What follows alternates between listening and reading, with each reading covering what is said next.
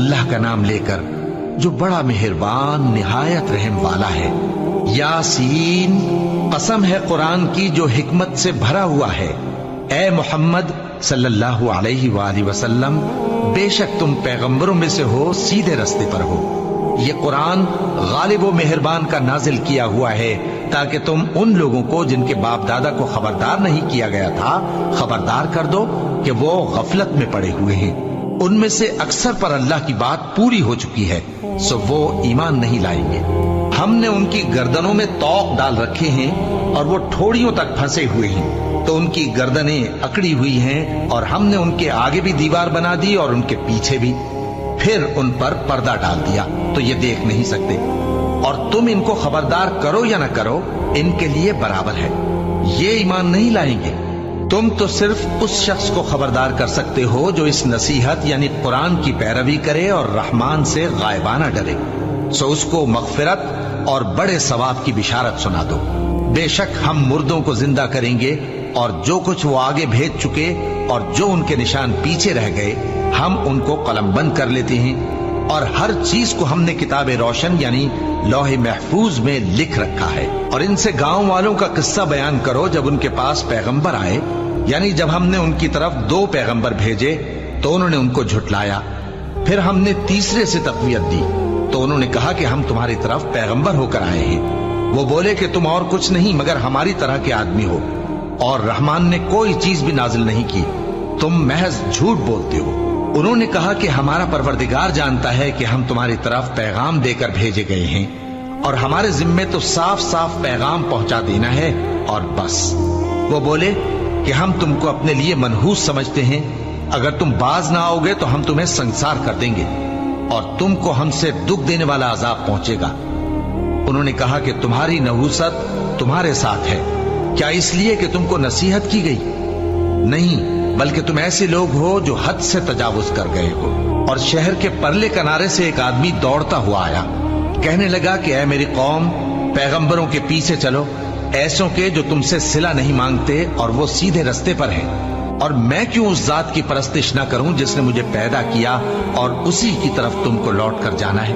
کیا میں اس کو چھوڑ کر اوروں کو معبود بناؤں کہ اگر رحمان مجھے نقصان پہنچانا چاہے تو ان کی سفارش مجھے کچھ بھی فائدہ نہ دے سکے اور نہ وہ مجھے چھڑا ہی سکیں؟ تب تو میں کھلی گمراہی میں پڑ گیا۔ میں تو تمہارے پروردگار پر ایمان لایا ہوں، سو میری بات سن رکھو۔ حکم ہوا کہ بہشت میں داخل ہو جا۔ بولا کاش میری قوم کو پتا چل جائے کہ میرے رب نے مجھے بخش دیا اور مجھے عزت والوں میں شامل کیا، اور ہم نے اس کے بعد اس کی قوم پر کوئی لشکر نہیں اتارا اور نہ ہم اتارنے والے تھے۔ وہ تو صرف ایک چنگھاڑ تھی، سو وہ اس سے ناگہاں بجھ کر رہ گئے۔ بندوں پر افسوس کہ ان کے پاس جب کوئی پیغمبر آتا تو وہ اس سے تمسخر ضرور کرتے۔ کیا انہوں نے نہیں دیکھا کہ ہم نے ان سے پہلے بہت سے لوگوں کو ہلاک کر دیا تھا؟ اب وہ ان کی طرف لوٹ کر نہیں آئیں گے، اور سب کے سب ہمارے روبرو حاضر کیے جائیں گے۔ اور ایک نشانی ان کے لیے زمین مردہ ہے کہ ہم نے اس کو زندہ کیا اور اس میں سے اناج اگایا، پھر یہ اس میں سے کھاتے ہیں، اور اس میں کھجوروں اور انگوروں کے باغ پیدا کیے اور اس میں چشمے جاری کر دیے تاکہ یہ ان باغوں کے پھل کھائیں، اور ان کے ہاتھوں نے تو ان کو نہیں بنایا، تو پھر کیا یہ شکر نہیں کرتے؟ وہ ذات پاک ہے جس نے زمین کی نباتات کے اور خود ان کے اور جن چیزوں کی ان کو خبر نہیں سب کے جوڑے بنائے۔ اور ایک نشانی ان کے لیے رات ہے کہ اس پر سے ہم دن کو کھینچ لیتے ہیں تو اسی وقت ان پر اندھیرا چھا جاتا ہے، اور سورج اپنے مقرر راستے پر چلتا رہتا ہے۔ یہ اس غالب و دانا کا مقرر کیا ہوا اندازہ ہے، اور چاند کی بھی ہم نے منزلیں مقرر کر دی، یہاں تک کہ گھٹتے گھٹتے کھجور کی پرانی شاخ کی طرح ہو جاتا ہے۔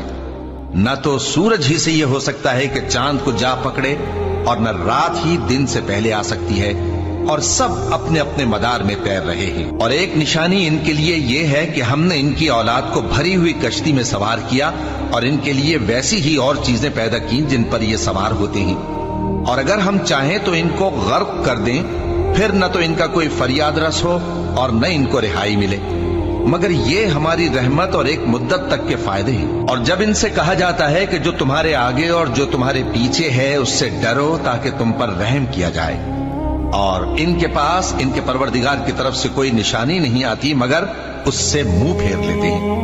اور جب ان سے کہا جاتا ہے کہ جو رزق اللہ نے تم کو دیا ہے اس میں سے خرچ کرو، تو کافر مومنوں کے متعلق کہتے ہیں کہ بھلا ہم ان لوگوں کو کھانا کھلائیں جن کو اگر اللہ چاہتا تو خود کھلا دیتا، تم تو کھلی گمراہی میں ہو۔ اور کہتے ہیں اگر تم سچ کہتے ہو تو بتاؤ یہ وعدہ کب پورا ہوگا؟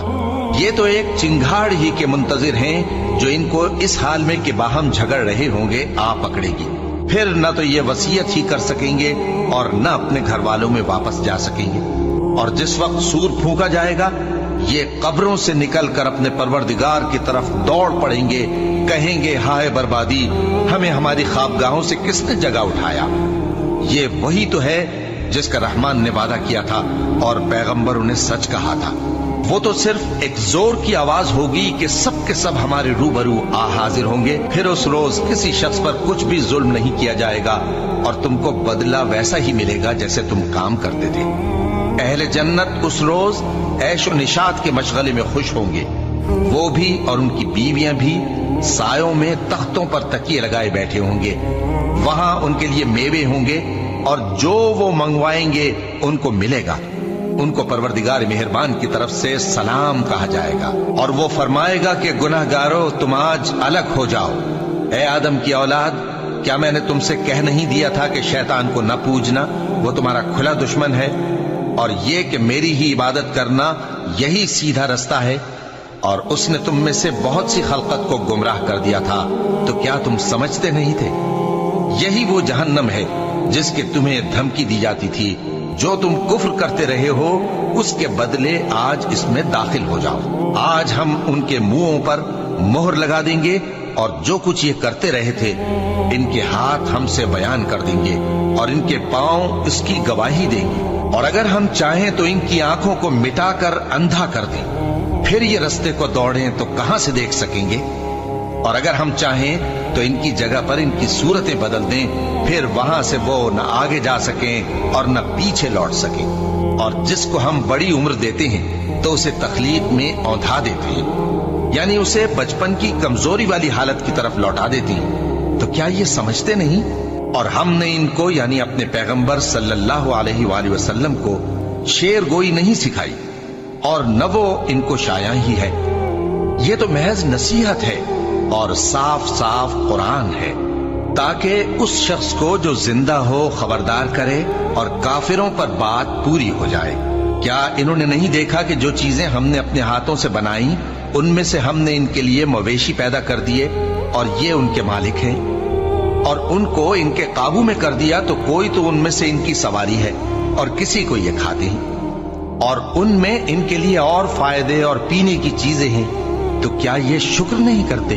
اور انہوں نے اللہ کے سوا اور معبود بنا لیے ہیں کہ شاید ان سے ان کو مدد پہنچے، مگر وہ ان کی مدد کی ہرگز طاقت نہیں رکھتے، اور وہ ان کی فوج بنا کر حاضر کیے جائیں گے تو ان کی باتیں تمہیں غمناک نہ کر دیں۔ یہ جو کچھ چھپاتے اور جو کچھ ظاہر کرتے ہیں ہمیں سب معلوم ہے۔